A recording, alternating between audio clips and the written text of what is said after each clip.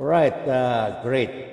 Alright, hendaklah kita menjadi murid Kristus, bukan hanya sekedar pengikut Kristus, ya.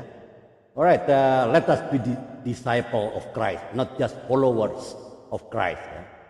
Jadi hendaklah kita menjadi murid Kristus dan bukan hanya sebagai pengikut, ya. Alright, saudara-saudara, ada jutaan orang yang mengaku Kristen, tapi pertanyaannya berapa banyak yang sungguh-sungguh menjadi murid-murid Kristus, ya? Being a fan of Jesus is easy, ya, but being his disciple is costly, ya. Menjadi penggemar Yesus itu mudah, tetapi menjadi murid-muridnya itu mahal, perlu bayar harga. Jadi ada harga yang harus dibayar. You have to pay the price, ya. Menjadi pengikut Yesus itu gampang. Tinggal ikut rame-rame, ya, ikut rame, ya. Ini yang terjadi, kan? Tapi menjadi murid Yesus itu butuh harga yang harus dibayar. Alright, welcome back in this Andri Cyber Channel, my quality time with Jesus. Amin. Alright, hari ini kita mau belajar. Hendaklah kita bukan hanya sekedar pengikut Kristus, tapi sungguh-sungguh menjadi murid-murid Kristus, ya. Lukas 9 ayat 23, semua orang tahu. Yang pintar mencatat, ya. Lukas 9:23. Setiap orang yang mau mengikut aku, ia harus menyangkal dirinya, memikul salibnya setiap hari dan mengikut aku. Dan satu lagi, Yohanes 8 ayat 31, ya, yang pintar mencatat, ya. Jika kamu tetap dalam firman-Ku, kamu benar-benar adalah muridku. Wow, keren, ya. Perhatikan, semua orang Kristen tahu tentang kisah Yesus memberi makan 5.000 orang, ya, hanya dengan modal berapa? 1 kontainer roti? No, hanya 5 roti dan 2 ikan. Semua orang yang hadir melihat mujizat dengan mata kepala mereka sendiri loh.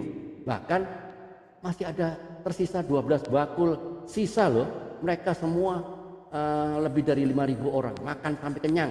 Ya, mereka semua apa? Kagum, ya. Tapi ketika Yesus disalibkan, kemana orang banyak itu yang lebih dari 5.000 orang? Nggak ada satupun yang setia. Mengapa? Karena mereka hanya menjadi pengikut Kristus yang mencari berkat, ya, bukan murid Kristus yang siap memikul salib. Yang tersisa di kaki salib hanyalah murid-muridnya yang rela untuk tetap ada di sana, walau dengan air mata, dengan rasa takut, ya, dan penuh risiko, ya. Ya, contoh kehidupan sehari-hari dia. Ada banyak orang yang rajin datang ibadah, ada banyak, tapi hidupnya tidak berubah. Itu pengikut, bukan murid. Ada orang yang suka atau rajin berdoa. Kalau apa? Kalau butuh pertolongan, kalau kepepet, ya, atau bahkan sudah menyiapkan list, ya, ada list permohonan, ya, tapi lupa bersyukur saat diberkati. Itu pengikut, bukan murid, ya. Ada yang aktif pelayanan, ada, ya, tapi di luar gereja hidupnya sama seperti orang dunia, penuh kebencian, ada kepahitan, bahkan masih ada dendam yang berkepanjangan, ya. Hidup yang penuh tipu daya. Nah, itu pengikut, bukan murid, ya. A true disciple is not known by how often he attends the church, but how he lives Christ outside the church, ya. Saya ulang lagi, the true disciple is not known by how often he attends the church, but by how he lives Christ outside the church, ya. Nah, teman-teman, hati-hati, ya, jangan sampai kita hanya puas dengan label kekristenan, dengan label Kristen, tapi hidup kita tidak mencerminkan Kristus. Jangan puas hanya sebagai fans Jesus, ya, tapi jadilah disciple atau murid yang setia bahkan sampai mati. Yesus tidak mencari pengikut musiman, enggak. Dia mencari murid yang setia, menyangkal diri, memikul salib, dan taat sampai mati. Ya, pesan moralnya apa? Menjadi murid Yesus berarti belajar dari Yesus, meneladani hidupnya dan taat kepada firman-Nya. Jangan hanya ikut-ikutan karena mengharapkan hanya mujizatnya, carilah sumber berkatnya, tapi juga ikut jalan penderitaannya. Discipleship is not about convenience, it's about commitment, ya. Jadi saudara-saudara, teman-teman, Mari kita jujur, apakah kita selama ini hanya pengikut Yesus atau sungguh-sungguh murid Yesus ya? Dengar baik-baik, perhatikan saya ke depan ya. Yesus tidak butuh pengikut yang hanya mencari roti, tapi dia mencari muridnya yang rela menyerahkan hidupnya. Don't just be a fan of Jesus, be his disciple ya. Jangan hanya menjadi penggemar ya, penggemar Yesus ya, atau penonton mungkin ya. Jadilah murid-muridnya. Amin. Bapa di surga, kami sadar bahwa kami seringkali hanya menjadi pengikut yang mencari berkat-berkat-Mu, tapi tidak sungguh-sungguh menjadi murid-Mu.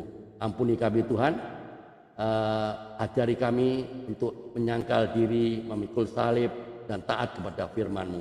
Bentuk kami menjadi murid Kristus yang sejati, yang hidup. Kami terus memuliakan nama-Mu. Di dalam nama Tuhan Yesus Kristus kami berdoa dan mengucap syukur. Amin. Oke, kalau renungan ini memberkati Anda ya. YouTube ini memberkati. Jangan berhenti di sini ya. Bagikan YouTube ini kepada keluarga, teman-teman atau komunitas Anda. Mari kita bersama-sama belajar menjadi murid-murid Kristus yang sejati dan bukan sekedar pengikut ya. Alright. Ya. Jangan biarkan kebenaran hanya berhenti di telinga Anda sendiri ya. Beritakan sampai kalau perlu teriakkan, karena saat ini dunia sedang haus akan terang.